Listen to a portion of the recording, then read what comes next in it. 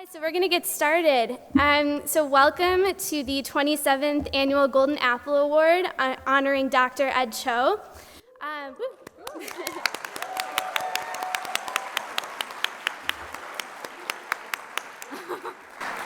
My name is Alyssa Newman, and I'm one of the co-chairs of the Golden Apple Award Committee.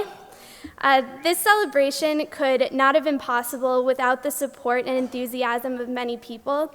So first, we would like to thank Michigan Hillel for the continued support of our organization. So thank you to Executive Director Tilly Shamus and Associate Director Davey Rosen, our committee advisor, for your generosity, advice, and for really keeping the spirit of the Golden Apple Award alive. We would also like to thank Hillel graphic designer Olivia for designing all of our beautiful promotional materials, one of which can be found on the front of our program. We would additionally like to thank all of our university department sponsors who are also listed in our program. Without your partnership, we would not be able to put on such a wonderful event and spread our reach across campus. Specifically, we would like to thank all of our supporters in the economics department. We were delighted to see how many of Dr. Cho's colleagues were just excited as we were to present him with this award. In our planning process for the surprise, we had over 14 individuals helping us to ensure this would be a memorable day for him. We also appreciate the department's hard work to promote the event and offer messages of congratulations. I would also like to thank my co-chair, Rachel, for all of her support and innovative ideas, as well as the rest of the committee. Although this year we're a fairly small committee, your work and dedication is astonishing, and this event would not have been possible without all of you. This is the 27th year of the Golden Apple Award, and the award was inspired by a teaching from Rabbi Eliezer ben Hyrcanos, who said, "Get your lives in order one day before you die." However, it is difficult to determine when that day will be, so we must act every day as if it were our last. Each year, this award is presented to a professor who teaches every day as if it were their last. They inspire students both inside and outside of the classroom and help students truly become leaders in the best. Tonight, we are honored to have past Golden Apple Award recipients here with us, and we thank you for your continued commitment to your classrooms and students. So in addition to past winners, we would also like to recognize all the Golden Apple nominees who may be with us tonight.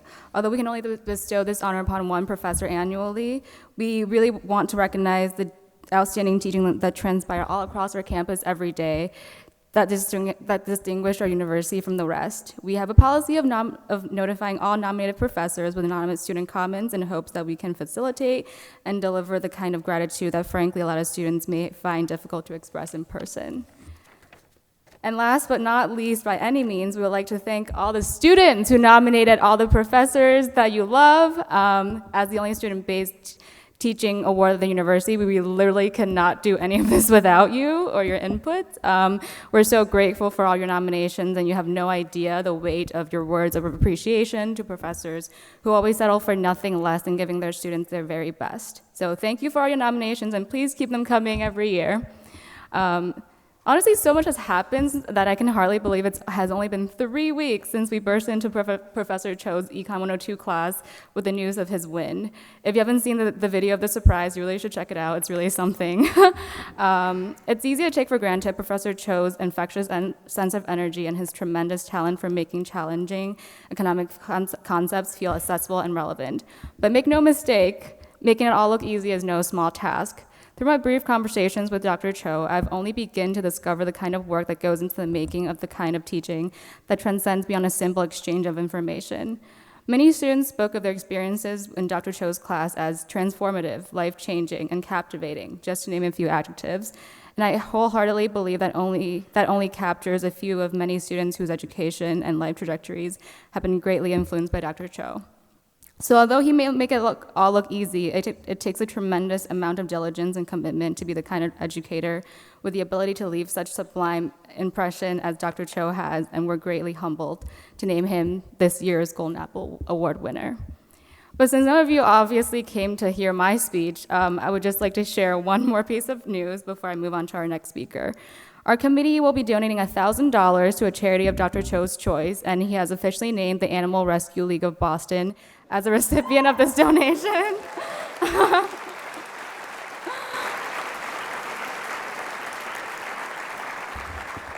I see we have Munchie fans here tonight. So incidentally, this is where he adopted his internet famous cat Munchie, whom you all know and love, and if you don't, you'll shortly find out. And we're proud and delighted to be able to contribute some of our funds towards this charitable cause that clearly holds such a special place in Professor Cho's heart. Now, without any further ado, it is my privilege to turn the stage over to an esteemed guest who will be able to provide you with a more personal introduction of Professor Cho. Professor Jim Adams is the Shirley Peterson Professor of Industrial Organization and Corporate Finance. He is also an Arthur F. Thurnau Professor and a professor in the LS8 Honors Program. He joined the mission faculty in 1973, and he has occupied various administrative positions, including Associate Dean of LSA, Director of the PPE Program, and Chair of Economics. In 1998, he was the first economist to be awarded a Golden Apple, so he's a past Golden Apple Award winner. Professor Adams graduated summa cum laude in economics from Harvard College, and he received his PhD in economics also from Harvard. So would you please join me on stage, Professor Jim Adams?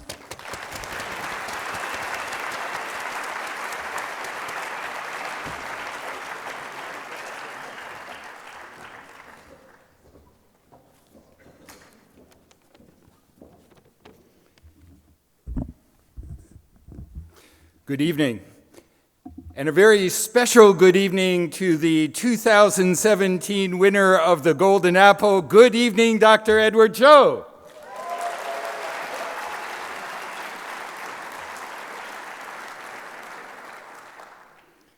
In my introduction of the speech this evening, I would like to share with you two thoughts. The first thought relates to Campus Day.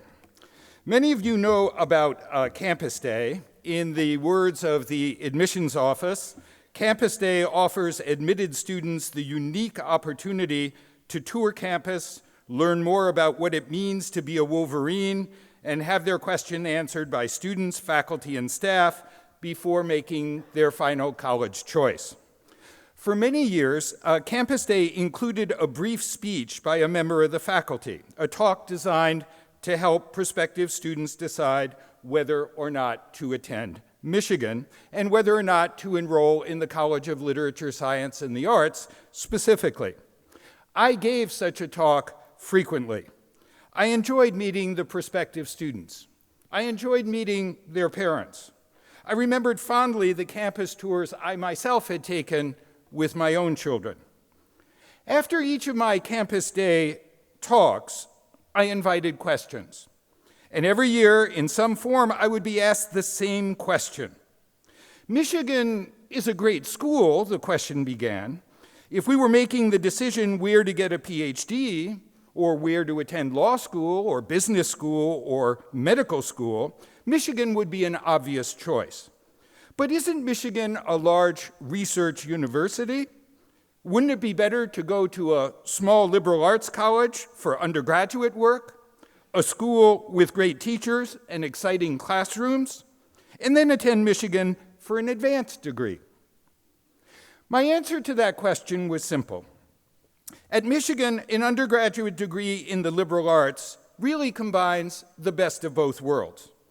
On the one hand, as a leader among large research universities, Michigan does enable its students to pursue their intellectual interests as deeply and as broadly as they care to. On the other hand, even though it is a large research university, Michigan takes undergraduate teaching seriously. To borrow the motto of our great state, if you seek inspiring teaching, look about you. The speech you are about to hear is all the evidence you need to convince you that that motto holds. I myself have already heard Dr. Cho lecture on numerous occasions. You will hear his enthusiasm, you will feel his energy, and you will be swept along by the eagerness to draw you into his story. This brings me to the second thought I want to share. All too often, both students and faculty believe that great teachers like Dr. Cho, are born with the skills and personality they bring to the classroom. Let me tell you, that's not true. Great teachers are made, not born. They are made by the amount of effort they allocate to their teaching. They are made by the reflection and insight they devote to their teaching. They are made by the craftsmanship that they apply to their teaching.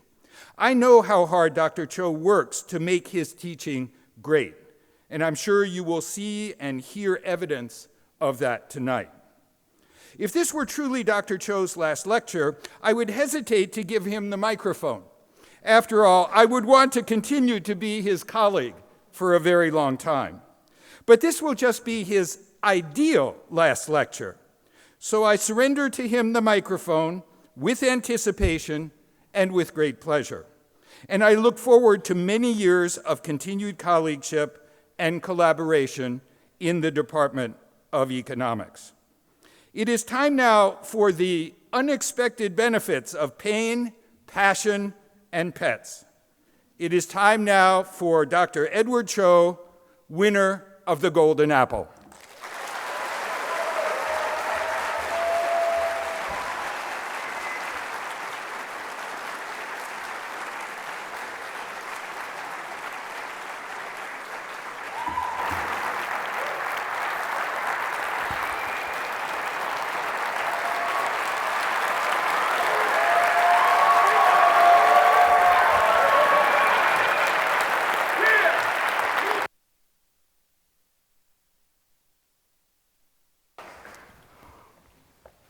All right, can you guys hear me?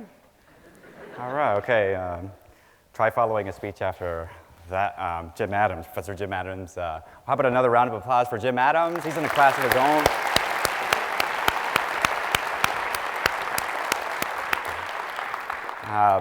I want to share my sort of first story about Jim Adams. When I first got here, I heard about Jim Adams. He was, I heard the words legendary teacher.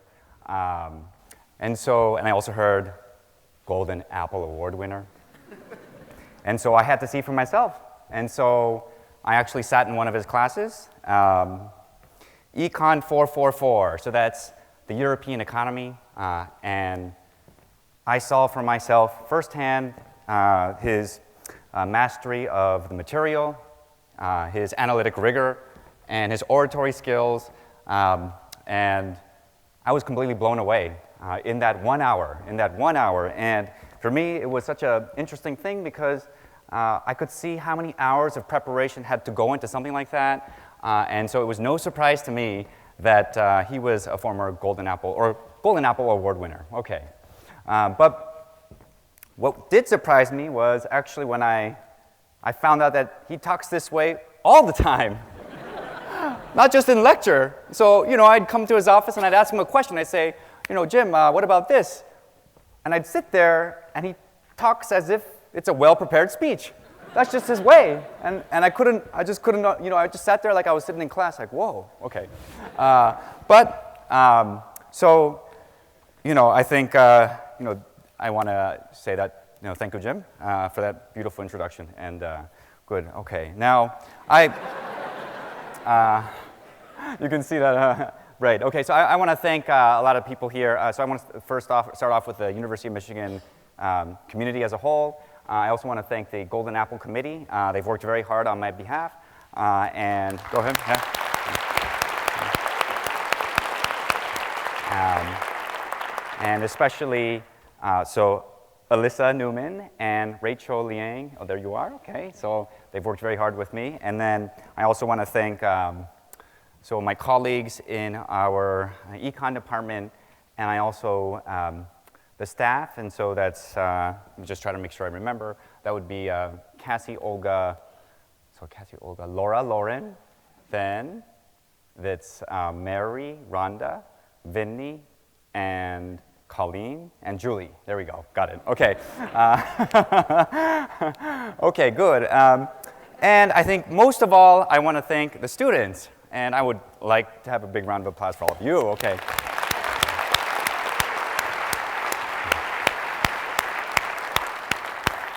Okay, now I'm going to start this lecture off like I do sort of all my first lectures. I would like you to turn to the person next to you, introduce yourself, look them in the eye while you do that, okay, and do that for just a minute, just so you can say hi to the person next to you, and I would like you to do that. Okay.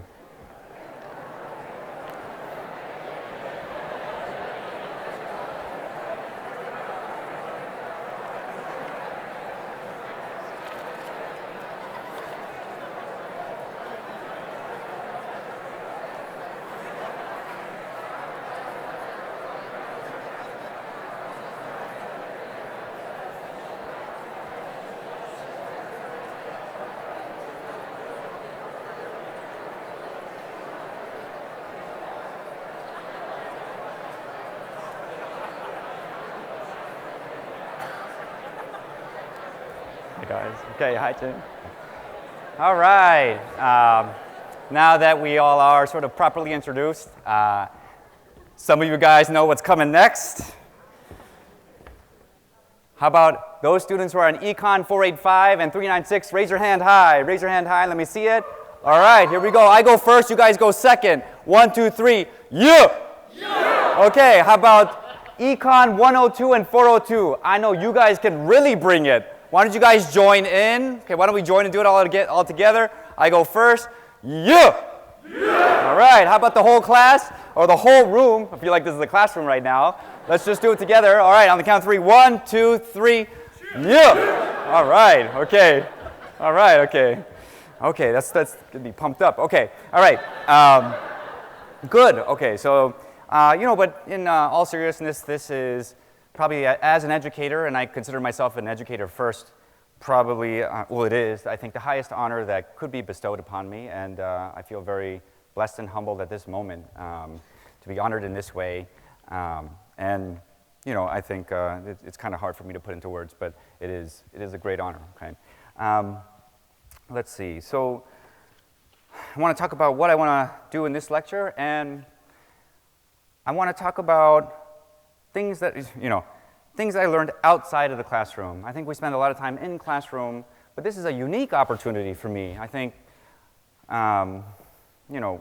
it's one of those things where this is a moment in for me, I'm going to look back in my life and look at it many, many times over, and I also want to make it so that, my approach for this talk is that I want to have you, the students, in mind.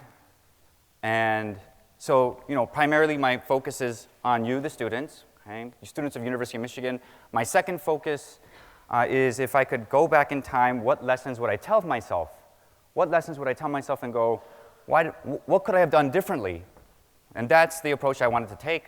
I also hope you have some fun along the way. If you don't already sort of see what's starting to happen, and I want you to just help sort of celebrate this with me, and I think that's I think sort of the good part about this speech. Okay, okay.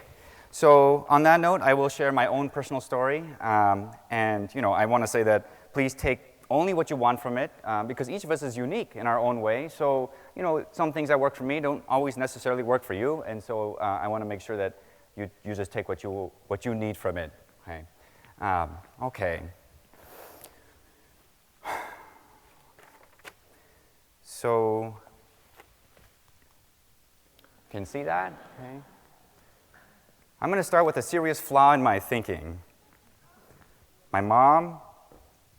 I was a 5-year-old little kid, and she would always say to me, "You're such a beautiful boy. You look just like Elvis Presley." She would. She believed that. She actually believed that I looked like Elvis Presley. And, I'm just like a 5-year-old kid, and so at that stage in life, I'm just like, let me help you if you don't know me, if you haven't seen me before, up close. And so here is Elvis Presley, okay? And just to help you compare. See the resemblance? Didn't expect that, did you? Okay. So, but she really believed it. I know she believed it. I was sort of a little kid, as a 5-year-old kid going, I look like Elvis. I actually thought I looked like Elvis because she would keep telling me all the time. She would look into my eyes. "You're such a precious thing." All mothers do that, right? They all look at precious, special, right? And so, that was my mom, and she, I could tell that it was really something that she believed. And I think, the other thing to think about here is that I actually never saw a picture of Elvis. I still believed it, though. I'd wake up and think I look like Elvis. And so I started getting a little bit older. I looked at myself in the mirror. It's like, wait a second, something's not quite right. I knew I couldn't dance like him for sure, okay? That's for sure, but I thought that, but just because your mom keeps telling you that, you start believing it. Okay. Now, what else to say here? I actually just recently talked to my mom. She lives in South Korea, and she was so proud of me, okay? And the reason why I know, so she said she's very proud of me. And she said to me, I'm so proud of you, son, my lovely son. Literal translation from Korean to English. You look just like Elvis Presley. Okay, good. All right. Now, I want to give you a little bit about some pets that I grew up with. Okay. Yeah, all right. Okay. And so here are some pets that I grew up with. So here's my dog. I loved her a lot. Her name is Chinsol. And you know, she was really cute. I loved her. We had a bunch of rabbits. Actually, it's kind of weird because the rabbits are in a chimney right here. But so we had rabbits and dogs, and I think a lot of you had rabbits and dogs, but we had some other animals too, and those other animals were chickens. We had about a dozen chickens in a coop. We had this other kind of funny-looking, souped-up chicken. Okay, this guy, a bantam. We had a bantam. Different colors, and the way they look, it's just funny. You know, the way they move is different. And we also had ducklings and ducks. So that was interesting. The duck would kind of move. And it's just like you see in the cartoons. The duck is moving, and there's ducklings around it, and it's like whack, whack, whack, whack, whack, whack, whack, and it would just follow, right? Just follow exactly like in a cartoon. Okay, so that was the pets that I had that were a little bit different. So this is a picture of me and I think that's my older brother. And in the top right corner, this is a pet that I did not like. It was the one I hated. If there was one pet I did not like, it was the bees, okay? That's a beehive. My dad loved bees, so he loved having bees, and we'd have natural honey. We'd sort of spin it. So that was one of the benefits of having a beehive. But the costs, I got stung at least a dozen times as a kid. I bet you that my blood is anti-venom. I bet you if you just take it out of my blood, you can give it to somebody else, and it would probably stop sort of allergic reactions. Okay. Good. Okay. So back to my mom.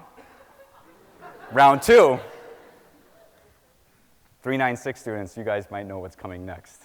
But this is my mom, actual picture of her. Real-life Street Fighter character. This is a real-life Street Fighter character. She's like a ninja. She's an actual ninja. Right? Look, there's some more. Look at this. This is not from a comic book. This is not from a movie. This is actually my mom. Right? And you can tell she's a pretty intense woman. I think I get a lot of my character and sort of passion from her. And so, when I'm looking at, you can see here, she looks like she's just in total control, and I think there's a lot of poise and power, and she really knows how to wield that sword. That sword is heavy. I tried to pick that up with this arm, and really not that, but it's really heavy, okay? And but she sort of just swings it around like a toothpick. So that's my mom, dude. Anyways, good. Okay, well, now a few things about my mom. Okay, so let me just make sure. Good. Okay, so I remember I'd come home once from Christmas break, and I was taking off my bags, and I put them in the room, and I came back home, and my mom challenged me to a push-up contest. I said, "What? You want to challenge me? I'm pretty good at push-ups. My body doesn't look that good, okay? I mean, I'm kind of skinny. I can do about 10 push-ups. Just kidding. I can do 50 push-ups. I can really do 50 push-ups at one time and do proper ones, not weak ones. I can do the real ones, right? And so, my mom challenges me, and this is before I knew she was a ninja. She had been secretly training for 2 years like a true ninja, right? So she had hid it from me, and I was like, whoa, okay.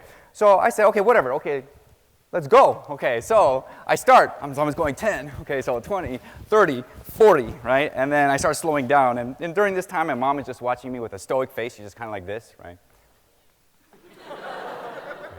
And so I'm going 40, 45, 46, 47, 48, 49, 50, right? And so that takes a lot of effort.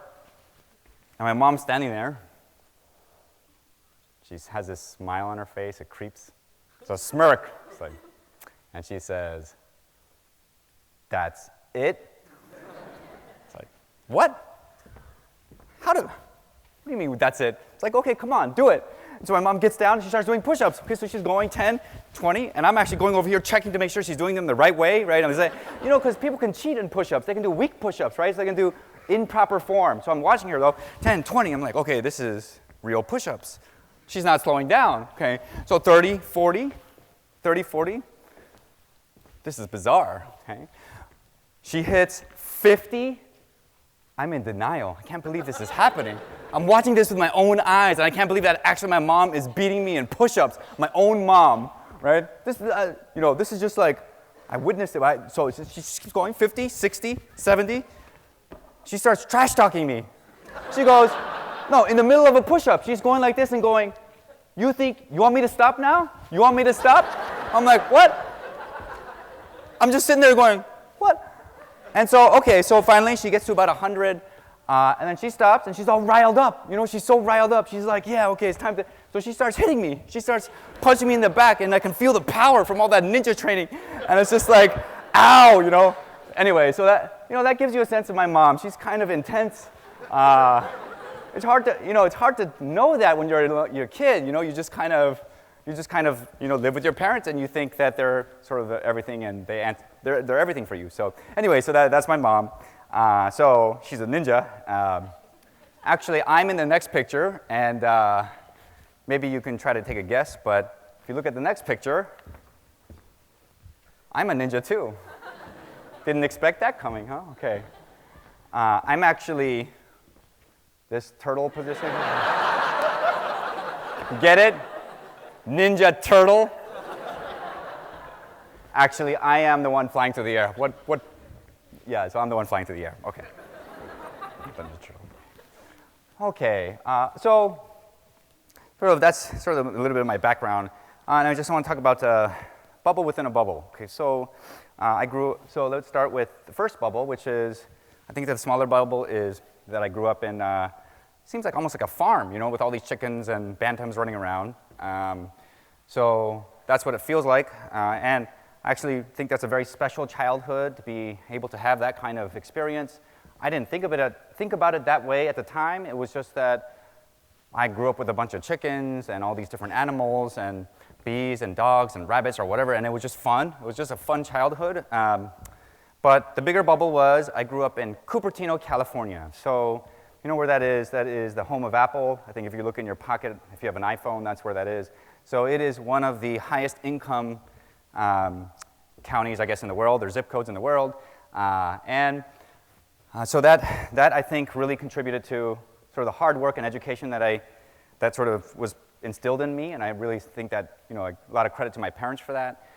So what happened? I think a few things about Cupertino. Let me just paint you a picture. So I'm in Cupertino, and what's going on in Cupertino? There's Facebook. We have all these competitive school, right? So very competitive. I'll give you an example. We actually had a school official. His job, part of his job, was actually to go to different people's houses and knock to make sure that the student was living in that house.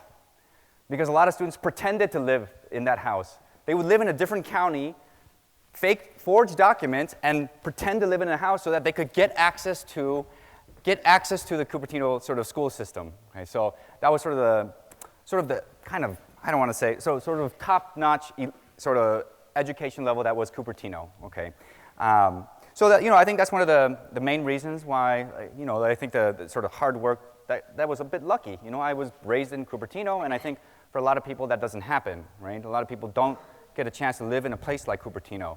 The second thing was that my parents instilled a sort of a military-style discipline. Okay, so I'd have to fill out a schedule. I'd have to sort of make sure that I was in summer, right? All a kid wants to do is play basketball and football and play video games, but I'm sitting there in a room and I have a choice between studying a textbook for 3 hours or staring at the wall, What choice do I, those are my choices. Stare at the wall, locked in this room, or study a textbook. What are you going to do, right? So I was just studying the textbook, okay. And I think that was one of the reasons why I learned to teach myself. I think a lot of my friends had tutors, private tutors for all sorts of subjects, whether it was math, English. I was my own tutor, so I talked to myself a lot. I think that's where it comes from, even to this day. When I'm studying, somebody's looking at me like I'm crazy, right? Because I'm talking to myself when I'm studying, okay? Good, okay.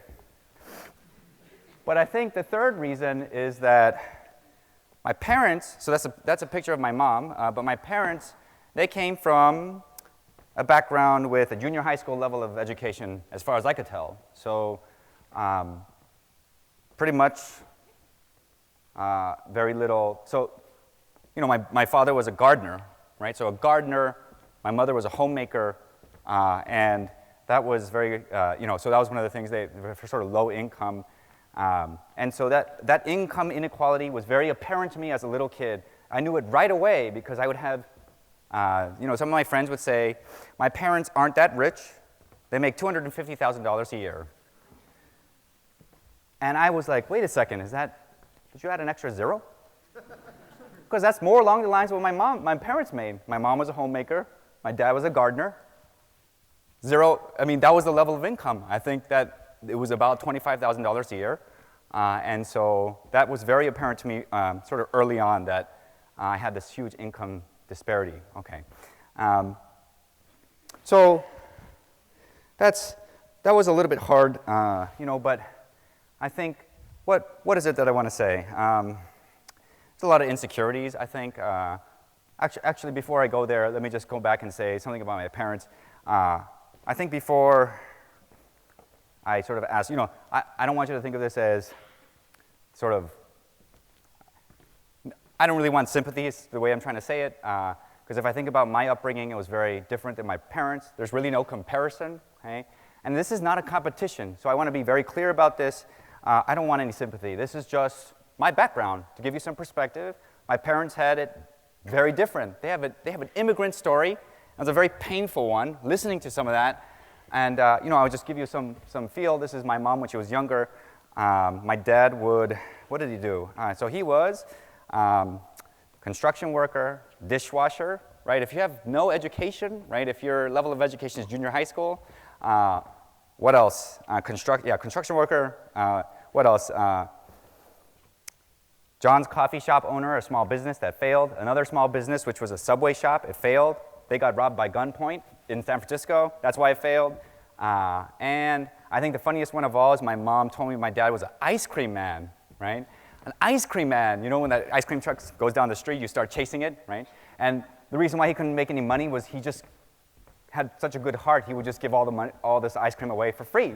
So all the kids who have no money, they don't have any money, they'd come and they know my dad is going to be the one giving away for free. So he basically couldn't make any money off of that. And so it's just, I hear some of these things and it's just completely different than my upbringing, right? So I guess that's, it's kind of all perspective, but it's just to give you some background. Okay.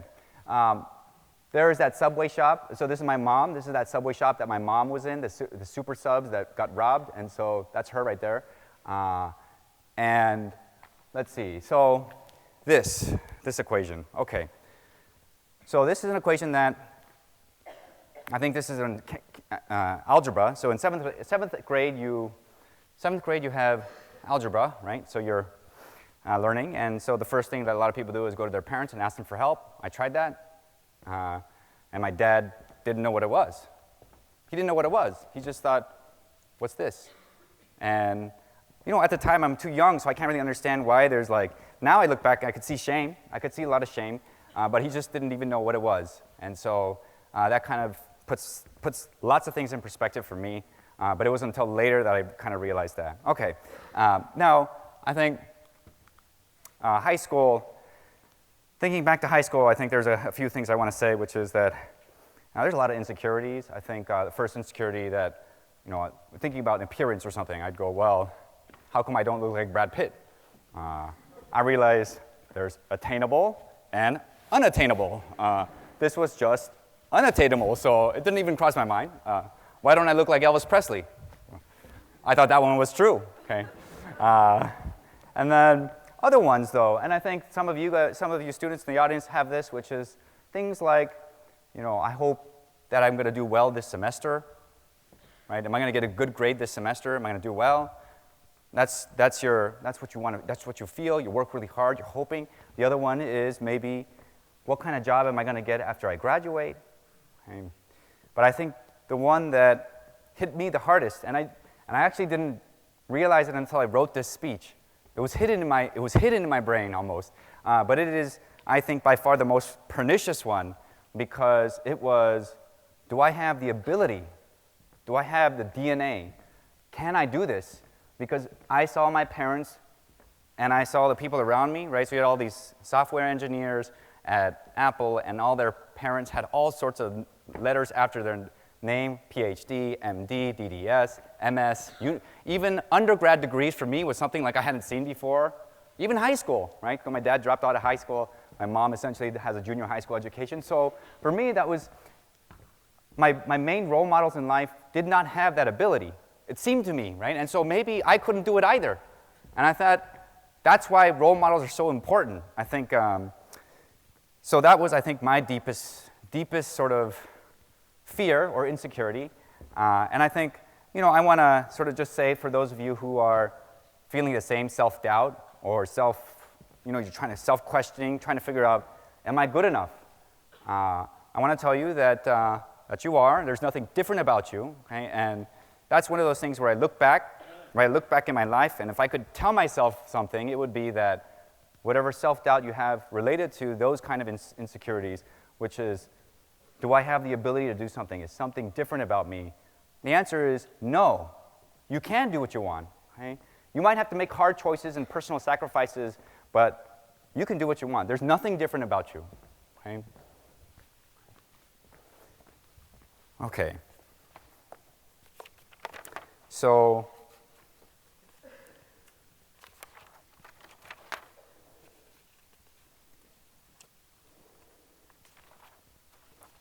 I'm about to reveal my secret weapon. I think for many of you, well, you know what's coming next, but my secret weapon, there we go, okay, Munchie.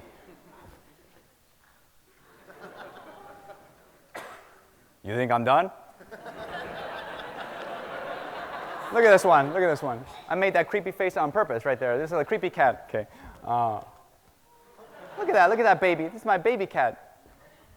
She's like my daughter. I don't even know what to say. She's like my family member. It's just like, I love this cat. I don't know what to say. I love this cat. Okay. And, well, if you want to really know what my cell phone looks like, we're not going to stop. Just keep going. I do this all day.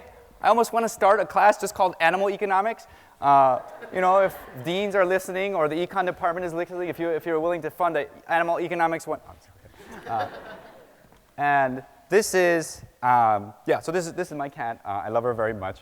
It's almost like a family member. This is kind of bizarre, okay? But let's see. So I made a special sort of media presentation for my cat. And let's start with, and it was with the golden apple. Okay, so to kind of mix this for today's occasion, here is an apple. Here's me getting ready. Okay. I took a bite out of the golden apple. Okay. Munchie's getting ready she likes apples. It's such a weird thing. I've never seen a cat like apples. Okay.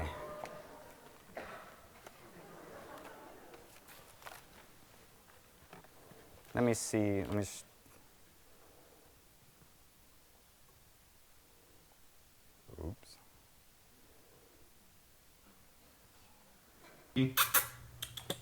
Yes. Munchie. Munchie, come here. Munchie, sit. Munchie, sit. Good kitty. Okay, shake. I know. You want to, focus, shake. Good kitty. Why don't you shake the other hand? Shake the other hand. Good kitty. You want a bite of an apple? Do you want a bite out of a golden apple?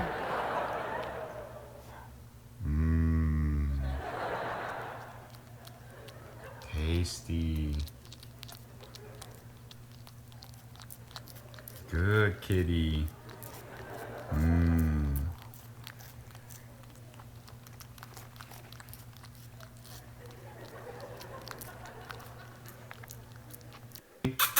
Oh, okay, hold on. Yes.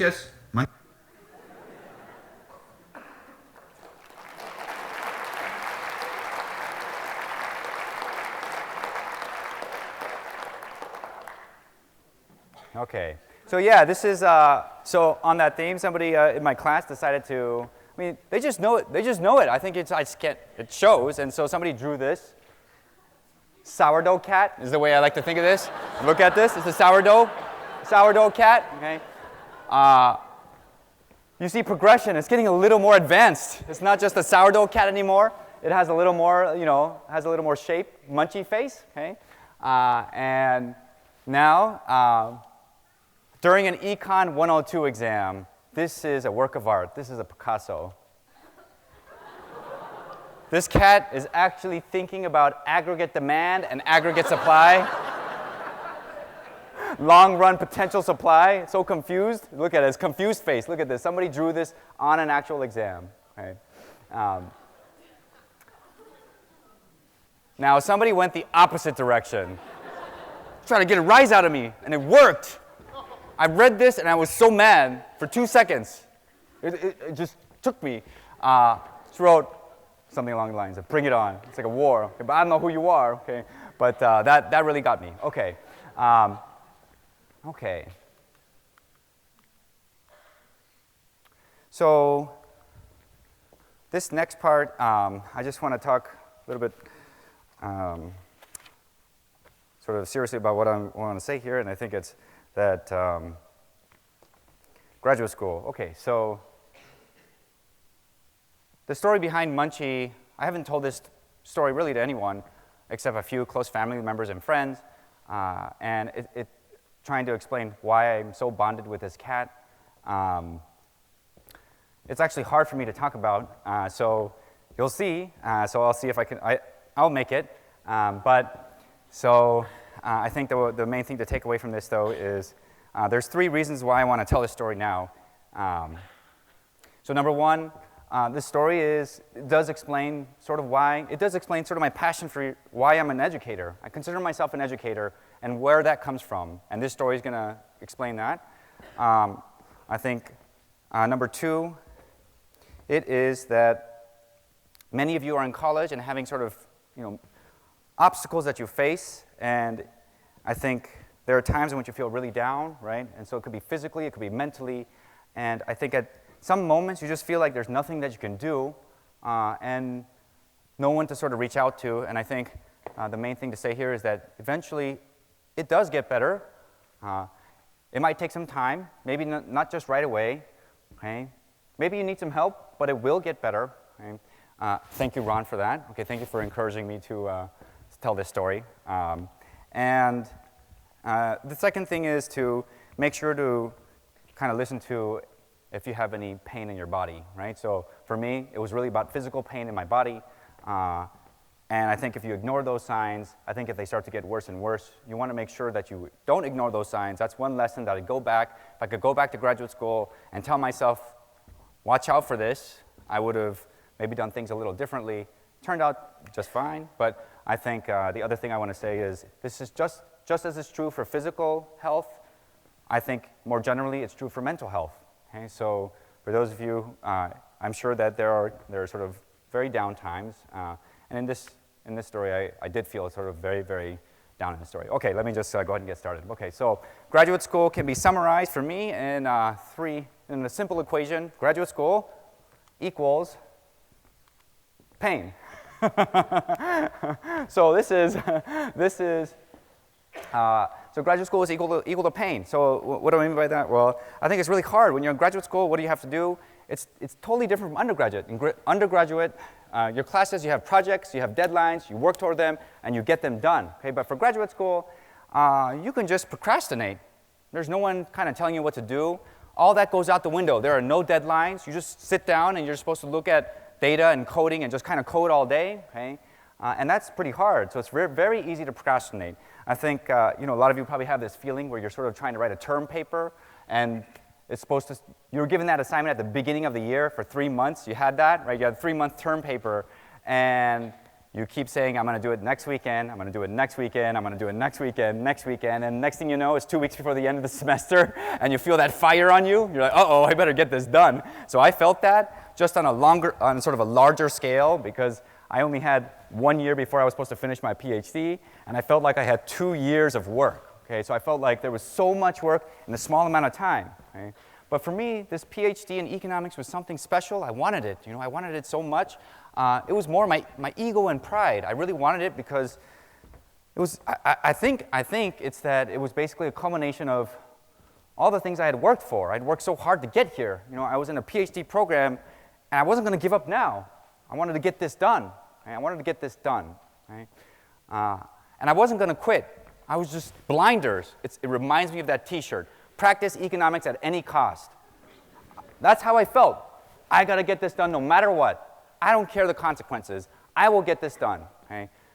All right, so what happened? So I started coding, right? You just keep on coding, okay, and you're working, and I think eventually what I started feeling was pain in my wrist. Okay, so I think those of you who have repetitive strain injury or carpal tunnel, I didn't really know what it was. For me, it was just a pain. It felt like, you know, when you write too much, right? If you're writing too much and suddenly you feel like your hand hurts a little bit, it just kind of hurts for a little bit and then goes away. So I was like, whatever, this is not a big deal. No big deal, let's just keep going. I'm not going to let this stop me. This is really nothing. So I just kept going. I wasn't going to let it stop me. So I just kept coding and coding, sleep 6 hours, wake up, code again, sleep 6 hours, wake up, keep on going, just keep on going. I got to finish, I got to finish this thing, okay? And that's all I thought about. This is what I wanted. I wanted to get a PhD in economics. That's what I wanted. Okay? So I just kept on coding and coding and coding. Pain started spreading. So it went from here, it started going into my hand, it started going into my fingers. And it's really hard to explain what this pain feels like. It's almost like you have a funny bone and you just keep slamming it on something, right? So it's kind of a weird feeling. Nerve pain is not the same as just taking like, I don't know, like if you get a bruise, that's a little bit different. But if you're talking about nerve pain, that is different. It's so hard to describe, okay? But, so okay, I thought, problem, here's a solution. Started popping pain pills. I'm talking about ibuprofen and Tylenol, okay? So let's just be clear, regular pain pills, over the counter. So I started popping them, right? So I was like, okay, just one, problem, solution. Here we go, problem. It was just a minor setback, whatever. I'm just gonna race to the finish line, I'm gonna get this done. And I kept going, I kept typing, and it started getting worse and worse. I should have listened to my body. I didn't. It started spreading all into my hands, all up to this arm. It's almost as if they did not belong to me, that my arms were somebody else's. And it was such a bizarre feeling because it was just constant pain. It's hard to describe unless you have it. I just wonder how many people in this room have had symptoms of sort of carpal tunnel or RSI from sort of typing too much. I just want to see a raise of hands. Okay, so those who have their hands raised, it's a rare, I think you understand what I'm talking about, but it's very different. It's just hard to explain. But I just kept going. Wrist wraps, that was the next level. Another problem, another solution. Wrist wraps, wrist braces, go, go, go. Okay, so I just kept on going and going and going. And then eventually what ended up happening, my wrists were completely shot, and so completely gone. I couldn't do anything. It's hard for me to describe, but I will try. So I'm trying to paint you a picture, and it was like this. It was that I actually had to wait at a door because I couldn't touch it. I couldn't open it. It was just too much pain to open the door. I was standing at a door. I'd have to wait till somebody open it. Then I could walk through. But if I tried to touch it, it hurts. Just doing this motion hurt.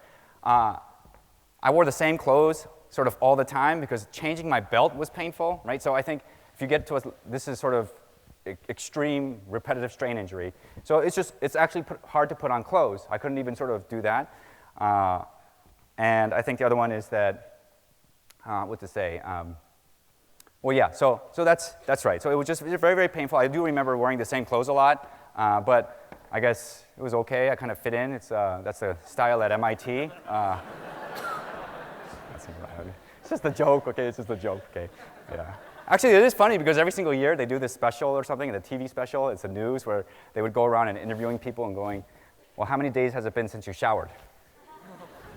Okay, all right. Good thing they didn't ask me at that point. Okay. So my wrists are kind of getting worse and worse. Okay, so it starts to get worse and worse. And so they were gone, and I just thought, well, what do I do now? This is just a minor setback. I got to do something. I got to get this fixed. And so what do I do? Well, I was too stubborn. I should have listened to my body. I should have said, look, I shouldn't continue to work. So I decided to go and use voice recognition software. Okay, so that's good for just general talking, right? So that's good for sort of typing out just general prose, but I think when you're talking about trying to code with your voice, that program is not designed for it. But I didn't care. I just wanted it. Okay? I didn't care. I was halfway done. When you're halfway done, there's only halfway left. So I said, I'm going to do this no matter what. I'm going to code with my voice, even if I'm inching little by little. I don't care how long it takes. I'm just going to have to do it more every single day than everyone else. And I will get this done. Okay, so I started doing that. And this is the kind of thing you might code in sort of graduate school in economics. I think if you tried to type that with your hands, it would probably take 10 seconds or 5 seconds. It takes 10 times longer when you try to code with your voice. So I'll just give you an example. I would say something like, spell P-R-O-C, space bar, spell sort, no, not spell sort, spell S-O-R-T, space, spell, B, space, oops, mistake, backspace, semicolon, new line, rec. So you're starting to see how long that took just to write that line. Okay? But I didn't care. I was going to get it done. Okay, so I tried to get this done, and I just kept going and going. And the same pain I felt in my wrist, that it had spread to my hands, that had spread to my fingers, to my arms, had now started going into my throat, which I never knew you could do that. I never knew you could hurt your throat by talking too much. And so this to me was a very bizarre feeling that I suddenly had it all here and I had it here. Yeah, sure. Okay, so this is pain. So I think this is, just give me a moment here.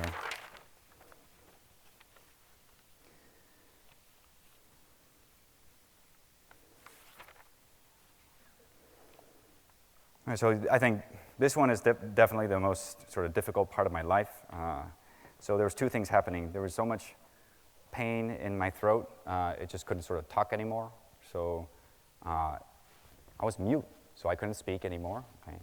And then my arms were shot, so this wasn't getting any better. And I think I was pretty logical. I thought, well, maybe if I wait a little while, I'll start to get better. That was my logical brain. I thought maybe if I wait a little longer, I'll get a little bit better. I waited a week. A week turned into 2 weeks. 2 weeks turned into a month. A month turned into 3 months. 3 months turned into a year. And I was unable to speak because of the pain in my throat. I mean, it's hard to describe, but basically I was mute. I could speak a word, but it would be so painful in this throat. Same thing with my arms.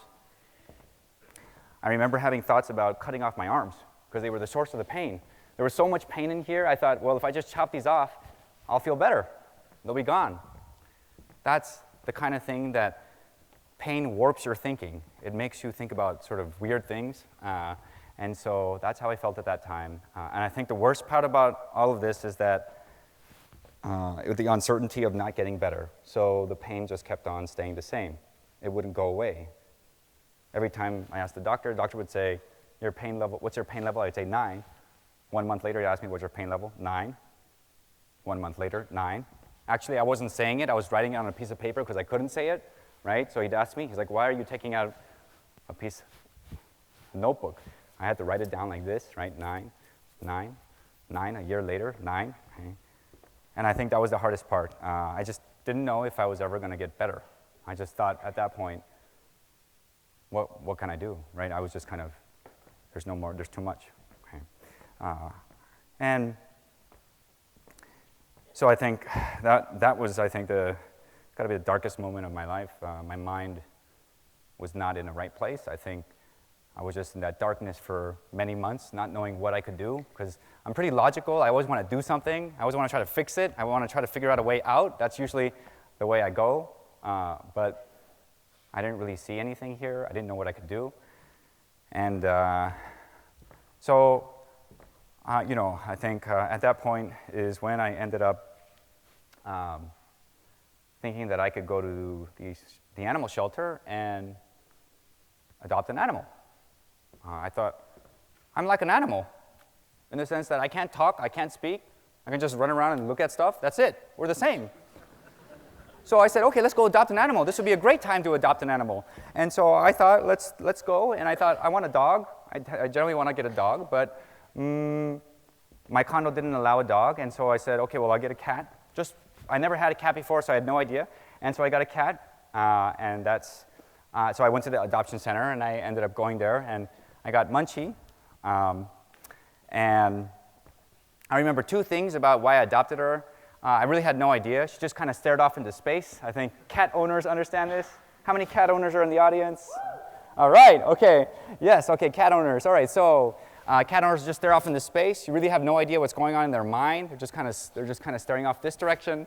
And so the two reasons I adopted her were, one, she was 1.5 years, so she wasn't a kitten. A kitten gets adopted easily. It's cute. Okay?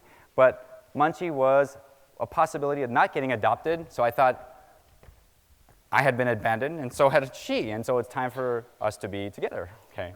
The second reason was that she had dandruff, just like me.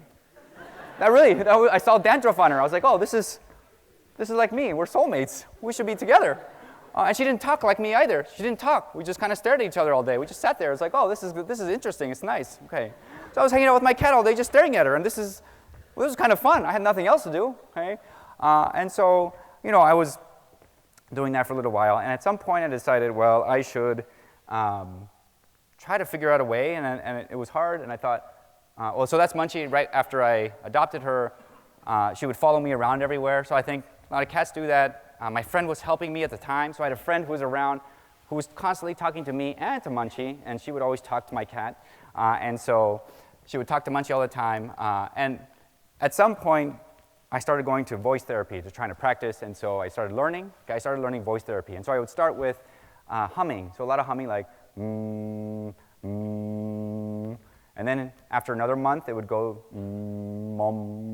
mom. And the goal is to get the voice to be sort of get it out of your throat and into your mouth, because all that energy in a voice was destroying my throat.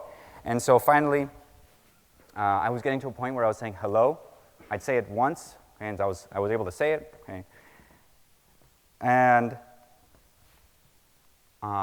here is some exercises. So here's another thing I finally got to a point where I would say this, which is so you see this intonation. The goal is to kind of get that vibrational energy out of your throat. There's a lot of vibrational energy in voices.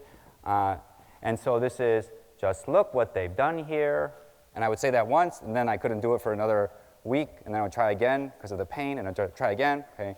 And so I finally, I slowly started getting my voice back, and I slowly got it back. And something happened at that time, which was, as I was going through these exercises, I did the and then mom, and as soon as I went to hello, Munchie looked up at me and she meowed. She went, meow. She had never talked once her whole little kitten life, I guess, or 1.5 years. Even though my friend was around talking to her all the time. My friend was talking to her and talking to me. The cat was just silent. It was just like me. We were the same. But as soon as I started talking, she looked up at me and she went, meow. And I started talking a little bit more, and she started talking a little bit more. So as I started saying this, right, started going a little higher, she would say more. Right? And as that continued and has continued, we basically kind of, got out of this together, I think is the way to put it. And that's I think that's one of the reasons that I bonded with her so much. Okay, now let me tell you that I think this experience is sort of simultaneously the best and worst thing that's ever happened to me.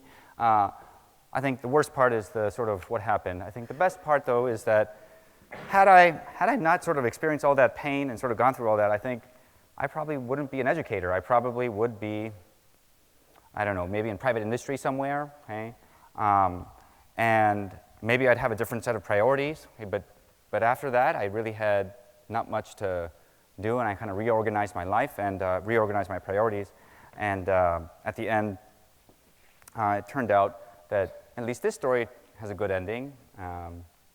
So how I ended up here is sort of just, I actually was teaching in Boston. There was a winter break, and let me just see. Winter break, I just came out here just for vacation as a tourist to visit a friend. Okay? I did that, and as soon as I visited my friend, just as a tourist, he said, why don't we check out University of Michigan? I said, okay. And so we just went over to Ann Arbor, and I was at the Diag. I started walking across, and I think it's an experience that all of you have. When a little sort of well-fed squirrel walks up to you. I was like, whoa, the squirrels are really friendly here. So they came up to me, right? I was like, well, this is so interesting. And then I thought maybe we should, my friend said, why don't we go check out the econ department? So this is purely a vacation, so I just walked over to the econ department, started looking at stuff, and at that point, I just thought maybe I should try to ask to see if they needed somebody to help teach a class, I think, who did I talk to first? It was Rhonda. So I talked to Rhonda first. I said, who can I contact?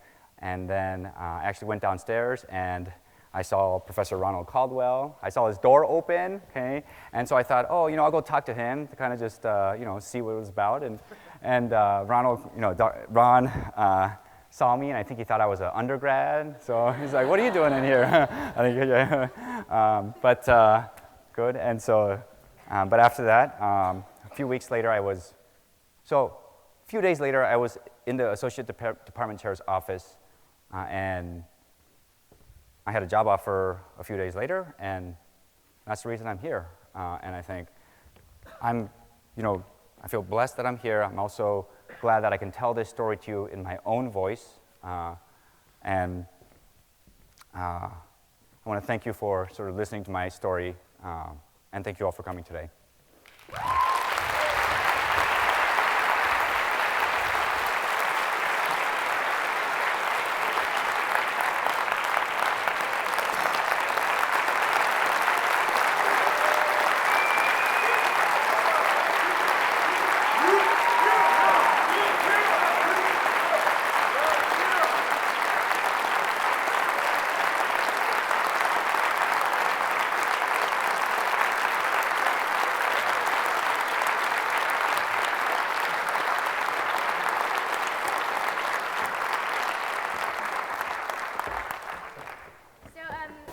Thank you. That was a beautiful talk. On behalf of the entire committee, we want to officially present you with the Golden Apple Award. Thank you.